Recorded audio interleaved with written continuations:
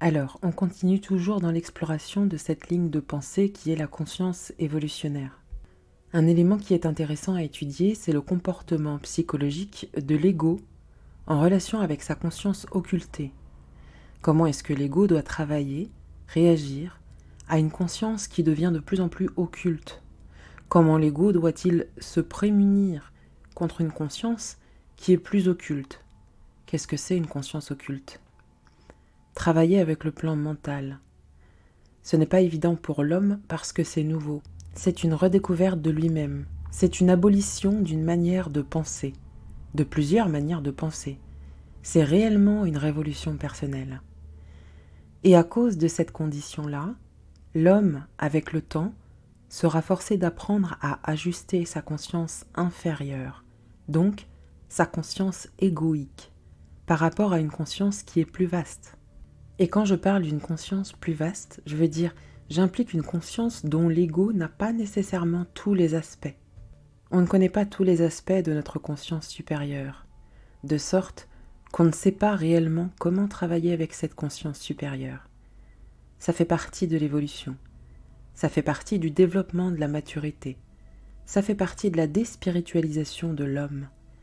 Ça fait partie de la reprise du contrôle sur sa vie. Et ça fait partie aussi de la mise en perspective de sa conscience personnelle par rapport à une conscience qui est de plus en plus pré-personnelle. Une conscience supramentale, c'est une conscience qui devance dans le temps la conscience de l'ego. Ce qui veut dire qu'un homme qui a une conscience supramentale dérive ou découle d'un état d'esprit qui ne coïncide pas nécessairement avec son état d'esprit inférieur, avec son ego, avec sa conscience égoïque. Et il peut se créer un différentiel assez large pour que l'individu ait l'impression de se noyer dans une vaste condition qui dépasse son entendement logique. Mais ceci fait partie de l'évolution de la conscience humaine. Ça fait partie de la redécouverte des attributs de l'homme. Et ça fait aussi partie de la conquête des obstacles qui sont mis dans sa vie par cette conscience supérieure avec laquelle il peut de plus en plus s'entretenir, mais qui fait quand même, ou tout de même, partie d'une programmation. Un des grands éléments de la conscience humaine qui retarde l'homme, qui le limite dans l'exploitation autant psychologique que psychique de son moi, c'est la crainte. La crainte, c'est une force qui a des racines très profondes chez l'être. Et avec le temps, l'ego qui connecte à une conscience supérieure, donc à un moi plus universalisé, éventuellement on arrive à éliminer cette crainte-là afin de libérer d'autres énergies qui, éventuellement, lui permettront de transgresser les lois de la programmation. La conscience supramentale n'obéit pas aux lois de l'ego. Plus l'homme deviendra conscient, plus il s'apercevra que cette conscience a son propre agenda. Quand l'homme est inconscient, il croit avoir ou posséder son propre agenda, et lorsqu'il est en contact ou en lien télépathique avec le plan mental, il s'aperçoit que le plan mental a son propre agenda. Et la connexion ou l'équilibre entre ces deux plans, c'est réellement le tour de force que l'homme en évolution de conscience découvrira au fur et à mesure où il apprendra à maîtriser ses craintes. Je remarque dans la société d'aujourd'hui, surtout chez les gens sensibles, plus conscients, je remarque qu'il y a beaucoup de désarroi par rapport aux conditions sociales à l'intérieur desquelles ces gens-là baignent. Quand on est inconscient, on vit en proximité de la société ou dans le centre de la société, d'une certaine manière. Quand on se conscientise, les paramètres changent.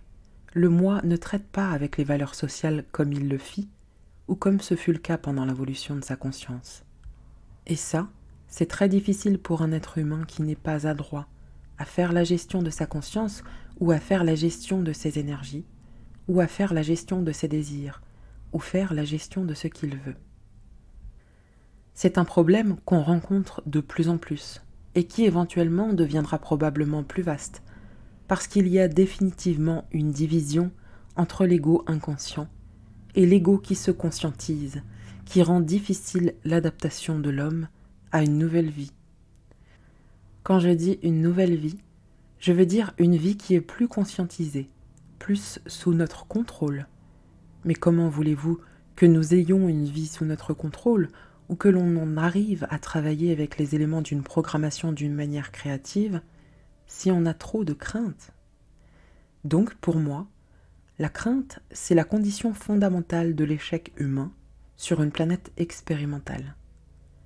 La crainte, en tant qu'égrégore, varie selon les individus. Il n'y a pas un individu qui la vit de la même manière, mais tous les individus la vivent parce qu'elle fait partie de la programmation.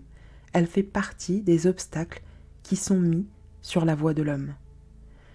Et le rôle de l'individu, c'est d'en arriver éventuellement à dépasser cette crainte-là pour libérer des forces en lui qui sont jaillissantes, puissantes et qui font partie d'une conscience continue. On oublie que la conscience est continue. On a plutôt tendance à penser qu'elle est discontinue. On perd notre job, puis on pense que c'est la fin du monde.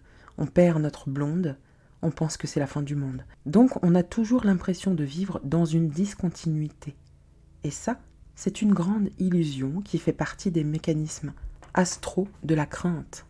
Et que l'homme, avec le temps, devra dépasser s'il veut en arriver réellement à réinventer sa vie, parce qu'un être conscient est forcé, naturellement, de réinventer sa vie.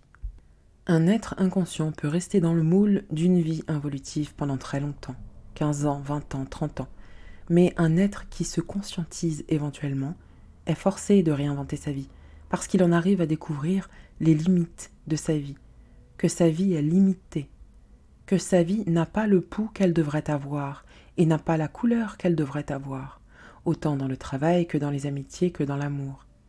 Et si l'homme pense que sa vie est limitée et qu'il est conscient, à ce moment-là, il ne sera pas intéressé à vivre ou à continuer à vivre une petite vie, une vie qui dépend de ce qui est autour de lui. Il voudra éventuellement se mettre en mouvement, en conscience créatrice. Il voudra dépasser ses propres limites.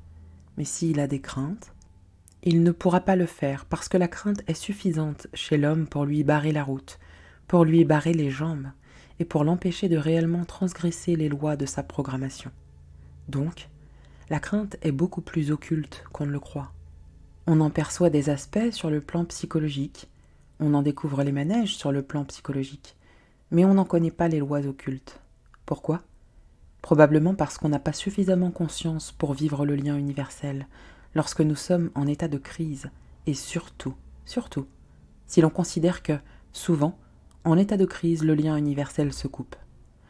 Il y a une rupture, mais pourquoi il y a une rupture du lien universel en temps de crise ?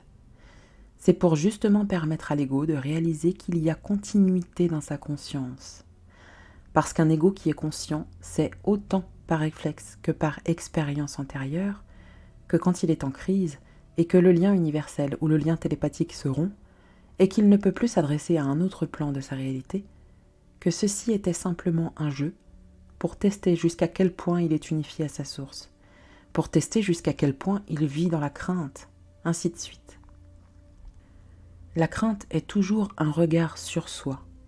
Quand vous vivez une crainte, dans n'importe quel domaine de votre expérience, vous vivez toujours un regard sur vous-même. Donc, dans le fond, vous expérimentez une mesure de vous-même.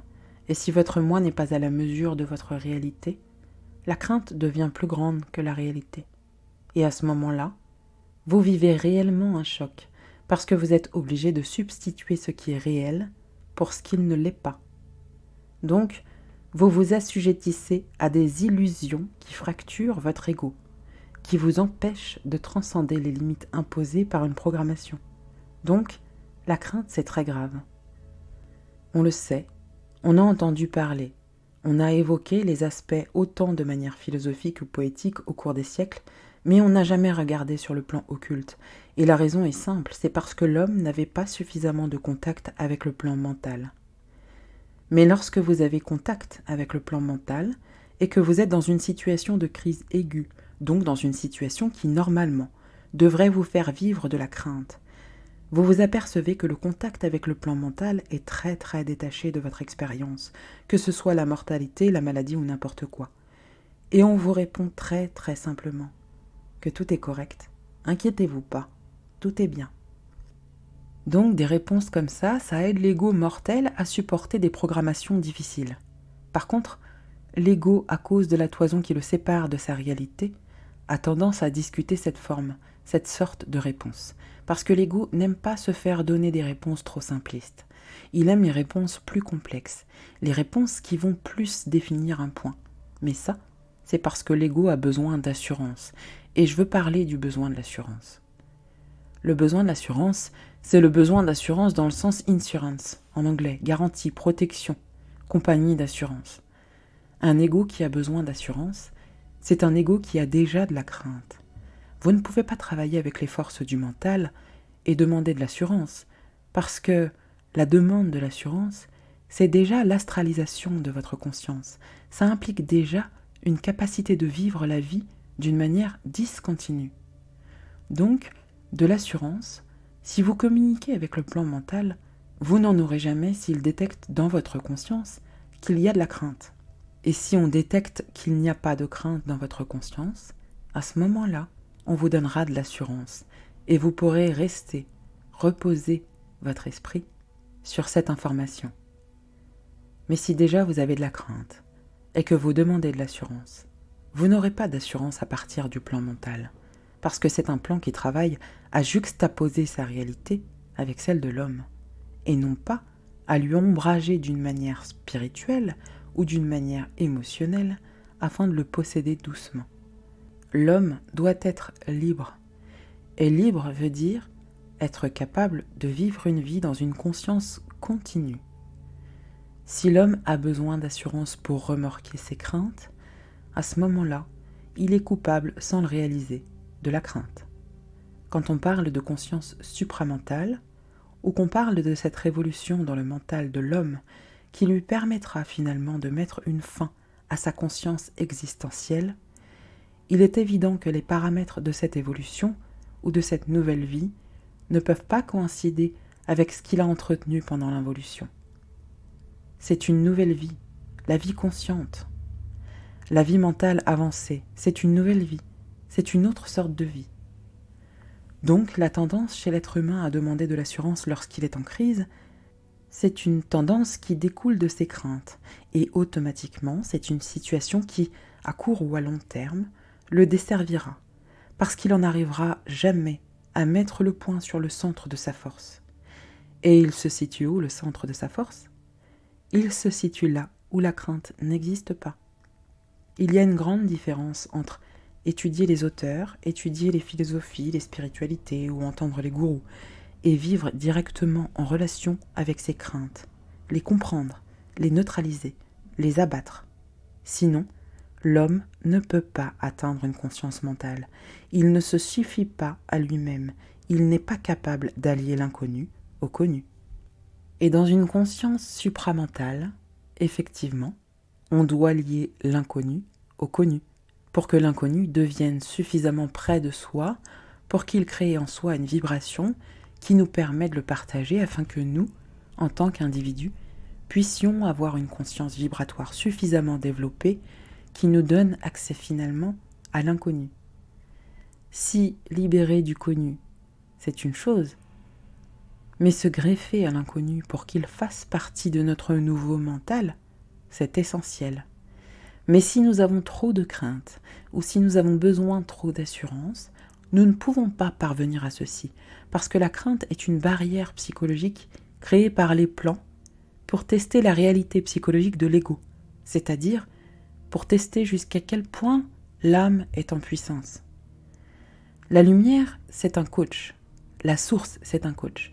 Elle mesure constamment la réaction de l'ego par rapport à des événements qui sont souvent difficiles à interpréter, à comprendre, mais faciles à intégrer si on n'a pas de crainte.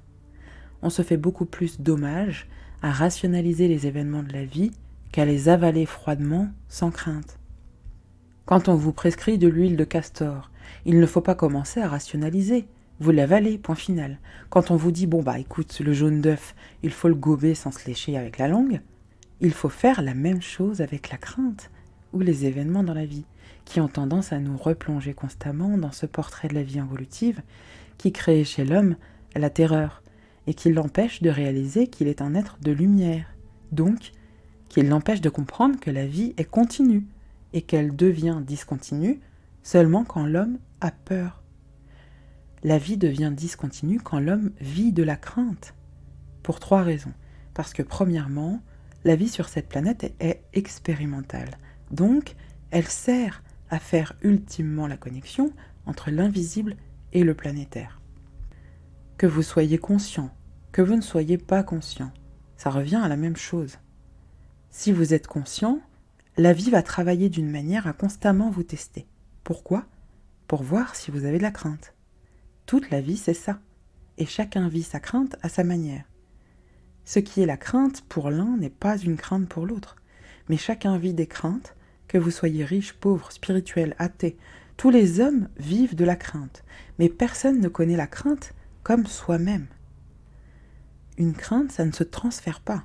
La crainte qu'une femme a pour son enfant de le voir se blesser, ça ne se transfère pas à son mari. La crainte d'un homme de perdre son travail, ça ne se transfère pas à une femme. Nous avons tous des registres différents. Nous pensons tous différemment. Nous croyons que nous pouvons nous épouser au-delà des lignes de la sexualité mâle-femelle. Mais dans le fond, nous ne pouvons pas parce que nous avons trop de craintes. L'homme croit être libre de la femme par rapport à la crainte et il ne l'est pas. La femme croit être libre de l'homme par rapport à la crainte et elle ne l'est pas. Les êtres ne sont pas libres de la crainte dans leur relation pour 2 raisons, parce que la crainte est toujours utilisée pour tester la vie de l'un ou de l'autre. Donc, au cours de l'évolution de la conscience évolutionnaire, l'homme devra en arriver éventuellement à pouvoir évaluer d'une manière assez objective sa condition de vie là où il vit de la crainte. Et il pourra le faire. Il sera équipé en lumière pour le faire, mais ça prendra un certain temps, parce que pour comprendre la crainte, qui est un peu comme un virus, il faut comprendre ou avoir une idée de la maladie. Et ça ne se comprend pas tout de suite, une maladie. On évolue avec elle, on devient de plus en plus près. Et je peux vous assurer qu'éventuellement, on arrive à même l'aimer, parce qu'elle nous permet de réellement comprendre les mécanismes occultes de la crainte.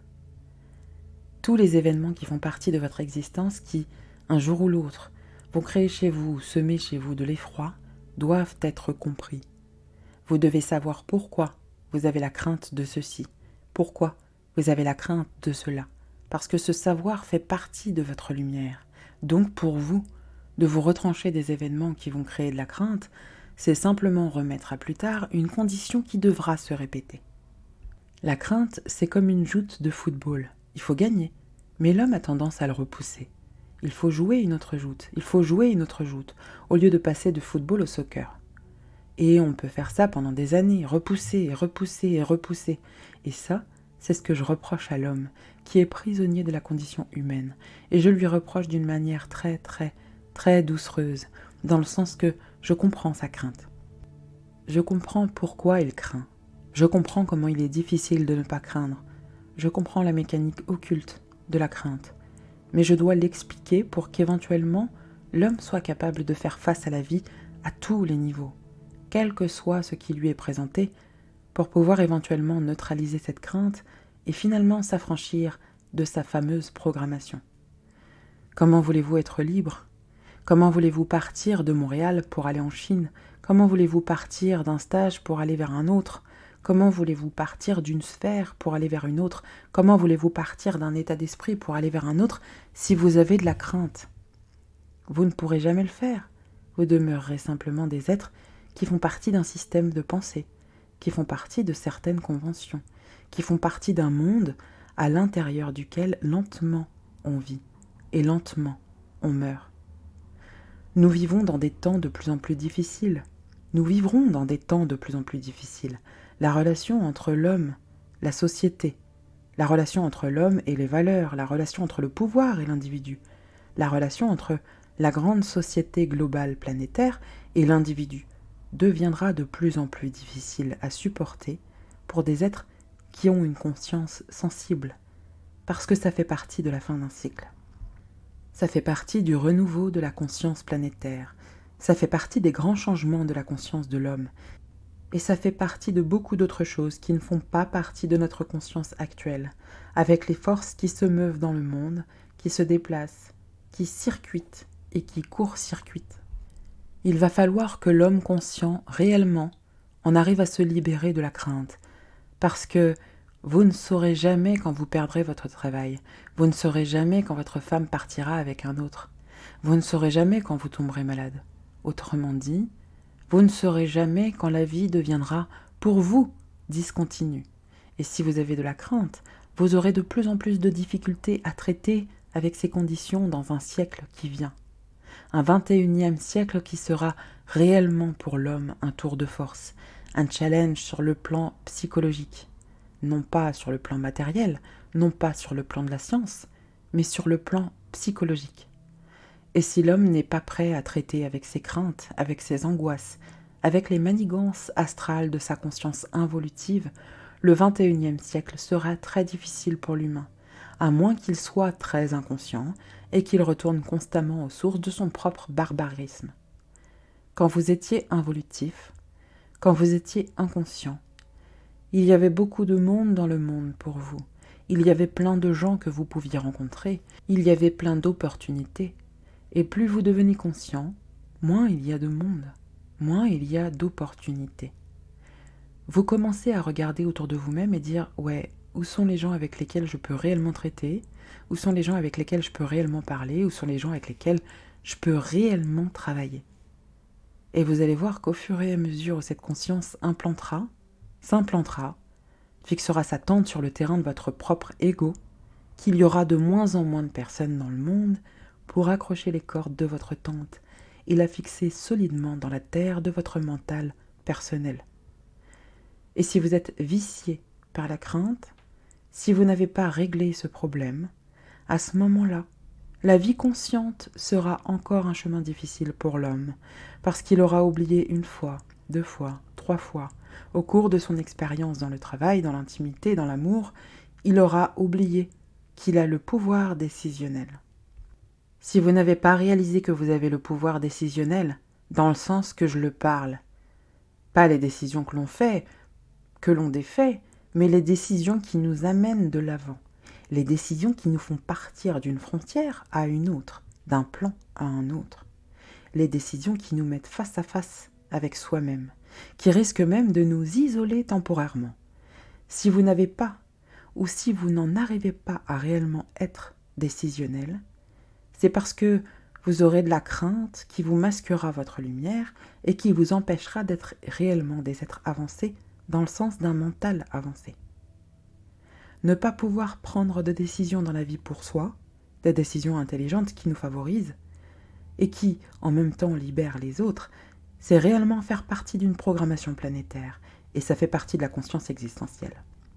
Et c'est cette chose que l'homme doit dépasser au cours de son évolution s'il veut en arriver un jour à réellement puiser dans le centre de lui-même et écarter de sa conscience ces forces abrutissantes qui créent de l'angoisse et qui lui donnent constamment l'impression qu'il est petit, qu'il est menu ou qu'il n'a pas de ressources. L'homme a plein de ressources. L'homme a plein de ressources, mais elles ne sont pas entreposées là où il croit. Si vous croyez que vos ressources sont entreposées là où vous croyez, vous faites erreur. Vos ressources sont entreposées quelque part en vous, dans un endroit qui est caché, et que vous découvrez au fur et à mesure que vous abolissez la crainte. Et lorsque vous abolissez la crainte, vous voyez cet entrepôt surgir, ces idées venir, cette vibration vous entretenir, et cette clarté qui fait partie de l'homme réellement vous pousser dans un devenir qui est le vôtre, dans un devenir qui est sous votre vibration, qui fait partie de votre force, qui fait partie de votre régénération, et qui dans un sens vous sort, vous rend libre du système. Non pas dans le sens que vous allez devenir des hippies, mais dans le sens où vous serez libre de pouvoir exploiter ce qui est dans le monde d'une manière intelligente, créative, pour vous-même et pour les autres, ceux que vous aimez, et qui aussi se seront affranchis de la crainte. Ne cherchez pas vos ressources dans un entrepôt que vous avez identifié. Les ressources qui font partie de l'entrepôt que vous avez identifié, ces ressources-là font partie de ce que vous appelez votre talent, On peut facilement identifier l'entrepôt d'un talent. Votre travail, vos activités depuis que vous êtes jeune, fait partie de votre talent. Mais c'est un entrepôt identifié. Mais c'est un entrepôt qui peut aussi vous garder dans l'ignorance de vous-même. Dans ce sens que, dans cet entrepôt-là, vous ne réaliserez pas que vous êtes craintif. Donc si vous devenez médecin parce que votre père était médecin, c'est un entrepôt que vous avez identifié. Si vous devenez médecin et qu'en plus vous n'aimez pas ça, c'est encore pire. Donc un jour, l'homme devra découvrir l'entrepôt qui contient réellement les éléments bruitants de sa conscience créatrice.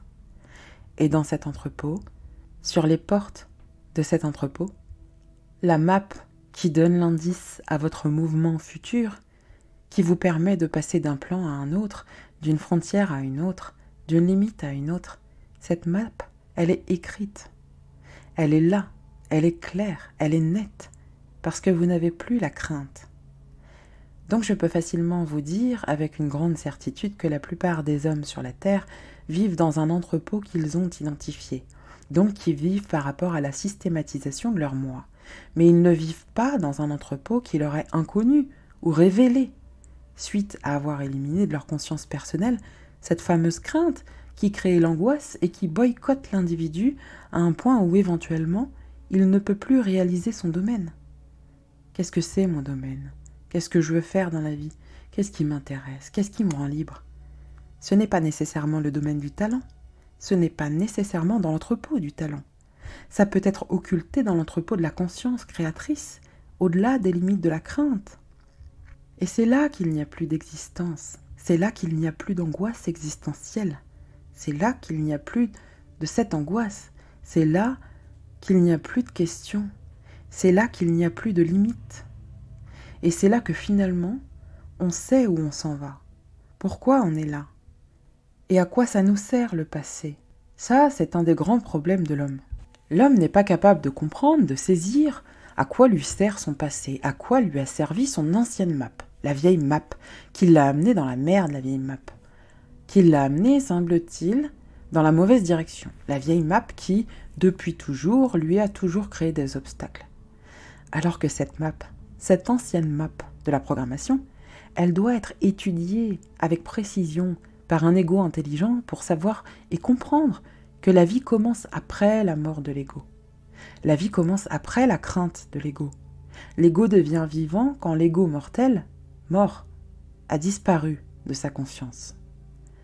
L'homme devient réel quand il a abattu ce qui, en lui, a toujours infirmé la manifestation de sa réalité. Il y a 20 ans, 25 ans, 40 ans, 50 ans, on pouvait suffisamment croire que notre talent était une forme sécurisante qui nous permettait dans l'avenir de récolter, à partir de nos œuvres, les efforts. Nous vivions dans le temps où la compétition sauvage n'existait pas, on vivait dans des temps où les hommes avaient un certain degré d'honnêteté, on vivait dans des temps où les mafias étaient réduites, circonscrites, mais ce n'est plus la situation. Au XXIe siècle, nous vivons dans un temps, dans un monde global, dans un monde où les riches deviennent très riches et les pauvres s'appauvrissent, dans un monde où la classe moyenne va devoir avec le temps réaliser qu'elle doit se prendre en main si elle ne veut pas disparaître. Nous vivons dans un monde où la sécurité sociale qu'on a offert au monde, au peuple, les gouvernements, n'est plus capable et valable sur le plan financier. Nous vivons dans un monde où, éventuellement, les services médicaux qui ont été offerts ne pourront plus subvenir aux besoins des populations. Nous vivons dans un monde au XXIe siècle où l'insécurité individuelle sera la plus grande qu'elle n'aura jamais été depuis le début de l'involution. Pourquoi ? Parce que nous entrons dans une phase où la vie sera tellement accélérée que l'individu qui ne sera pas greffé à ce train, pour en vivre des angoisses, des tortures, le stress, sera obligé de régler le problème de la vie sur une base personnelle. Il sera obligé de découvrir l'entrepôt où le talent n'est plus suffisant, parce qu'il y aura de plus en plus d'individus chevronnés, maîtrise, bac, doctorat, qui ne pourront pas trouver de travail. Nous trouverons des individus, des hommes, qui ne trouveront pas de femmes, et des femmes qui nieront le besoin d'avoir un homme dans leur vie. Donc, cette dislocation du XXIe siècle, dont nous reverront les répercussions sur le plan social, sur le plan des ethnies, sur le plan des nations, où nous verrons et dont nous témoignerons les chocs.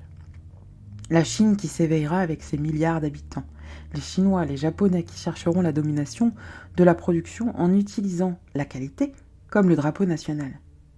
L'Europe qui voudra se réorganiser, avoir son propre écu, pour ne pas retourner aux racines de ses combats historiques. Nous verrons le Québec qui se cherche une identité, un Canada qui ne veut pas vivre seul, un États-Unis qui voudra dominer le monde pour établir sa mission historique, qui est la liberté de l'individu, et les pays d'Amérique du Sud, qui chercheront à égaliser leurs relations avec le monde afin de se sortir de cette miséreuse et sordide condition qu'on appelle la pauvreté. Et l'Afrique, cette chère Afrique, qu'on a toujours oubliée, mais qui ne veut pas oublier ses racines, et qui, à cause de ça, sera écourtée, limitée par sa projection mondiale. Et dans tout ce changement, dans toute cette condition, dans toute cette réverbération, que fera l'homme conscient qui ne pourra plus, comme auparavant, dire « Oh, mais moi j'ai un doctorat, j'ai une maîtrise, je peux me trouver du travail demain ». Si vous avez de la crainte au XXIe siècle et que vous avez une certaine conscience, vous aurez de la difficulté à traiter avec un temps, un nouvel âge. Vous aurez l'impression que vous vivez dans une vie discontinue, que vous n'êtes pas capable de remettre la main mise, d'avoir un certain contrôle, comme vous aviez fictivement dans le passé. Donc, tout revient à la crainte. La conscience évolutionnaire, c'est fondamentalement l'abolition de la crainte, majorée, si vous voulez, par une certaine maturité qui permet à l'homme de traiter d'une manière intelligente avec ses angoisses. La conscience évolutionnaire, ce n'est pas un système de pensée, c'est une pensée renouvelée. Ce n'est pas une philosophie, une métaphysique, ce n'est pas ésotérique. Ça vient peut-être de loin ou de haut, mais ça demeure tout de même une pensée renouvelée. C'est l'expression d'un moi qui veut redonner à l'homme sa puissance, le régénérer dans sa confiance personnelle, mais confiance personnelle dans le sens de puissance personnelle. Un homme qui est en puissance personnelle, même si le monde s'écroule autour de lui, n'est pas affecté par les tremblements, parce qu'il ne connaît pas la douleur de l'âme. Il est dans son esprit, il est dans sa lumière, il est dans sa force. Il ne commande pas à la vie, mais il commande dans la vie. Différence. J'ai remarqué que beaucoup de gens veulent commander à la vie, mais ils ne commandent pas dans la vie. C'est une forme d'hypocrisie, c'est une forme de crainte, c'est une forme d'impuissance. C'est facile, commander à la vie, mais si on ne commande pas dans la vie, c'est-à-dire si on n'a pas la capacité de la vivre d'une manière continue, sans crainte, le commandement que nous nous donnons n'est simplement qu'une manifestation ou une profession verbale qui n'a aucune valeur, parce qu'il n'y a pas de témoin. Et qu'est-ce que c'est le témoin ? C'est vous-même. Si vous n'êtes pas témoin, si vous ne savez pas, si vous ne réalisez pas, si vous n'êtes pas certain qu'il y a continuité dans votre vie lorsqu'il y a perte, lorsqu'il y a affaiblissement, lorsqu'il y a ombrage, même si vous commandez à la vie, vous ne commandez qu'au vent qui n'a pas de force et qui n'est pas capable de mettre dans votre voile personnel l'impression radicale de la force réelle.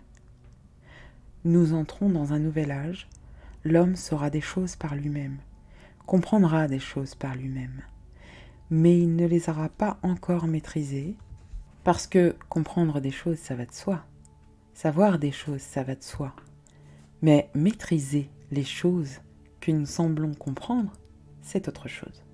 La différence est fondamentale entre commander à la vie et commander dans la vie. Si vous ne comprenez pas cette différence, vous allez passer le reste de vos jours à commander à la vie et demander à ce que la vie vous réponde, demander à ce que la vie vous supporte, demander à ce que la vie vous donne. La vie n'est pas là pour donner à l'homme. La vie, c'est un océan.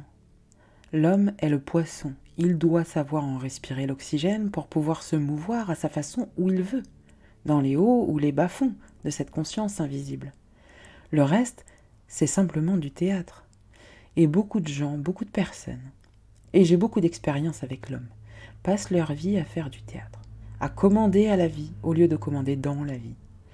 C'est subtil la crainte, c'est occulte la crainte, ça ne se comprend pas la crainte, ça se réalise dans l'inaction, dans la discontinuité, dans l'impression qu'on est seul, dans l'impression que la vie n'est pas là pour nous aider, dans l'impression qu'il y a discontinuité entre la matérialité et l'invisible, dans l'impression qu'on a de ne pas pouvoir surgir au-delà des choses qui contestent notre autonomie. Si la vie n'était pas si occulte, il y a longtemps que l'homme se serait découvert, on aurait compris la mystique, on aurait compris le mystère, on aurait eu la science, on aurait développé même la métaphysique certaine, mais ce n'est pas le cas. Donc, si nous parlons de psychologie évolutionnaire, nous parlons de renversement de nos craintes, nous parlons de l'élévation de nos esprits, nous parlons de la réalisation finalement chez l'homme d'une conscience qui sait fondamentalement que la vie est continue, qu'elle n'est jamais discontinue. Elle apparaît comme telle que parce que nous avons ou nous vivons ou nous sommes assujettis à des formes ou autres de crainte. Et la preuve, celui qui meurt, qui s'élève de son corps et qui voit au-dessus de sa mortalité et qui expérimente en dehors de son enveloppe cette liberté, bien qu'elle soit astrale. Cet homme connaît l'illusion de la crainte. Il faut mourir pour comprendre la crainte. Il faut mourir un peu pour avoir une idée jusqu'où elle va, jusqu'où elle étend ses racines, jusqu'où elle piège l'ego, et jusqu'où elle est capable de faire croire à l'homme que la vie est discontinue. L'homme doit découvrir par lui-même qu'il y a continuité dans son expérience, dans sa vie, que ce soit sur le plan des amours, que ce soit sur le plan du travail, que ce soit sur le plan de la santé. C'est là que ça se joue l'alchimie de son esprit, le contact de son esprit avec l'âme, le contact de la lumière avec la mémoire. Nous vivons la vie comme si nous allions au cinéma, au lieu de nous-mêmes faire le film. Nous ne laissons pas notre film, notre cinéma. Nous ne créons pas notre propre stage. Nous ne démontrons pas à nous-mêmes que nous sommes capables de diriger tous les acteurs qui font partie de notre réalité, parce que nous avons la crainte. Mais un jour, l'homme en arrivera finalement à faire son propre cinéma. Il pourra étaler dans son propre monde à lui, dans sa propre conscience, le grand canevas de son invulnérabilité.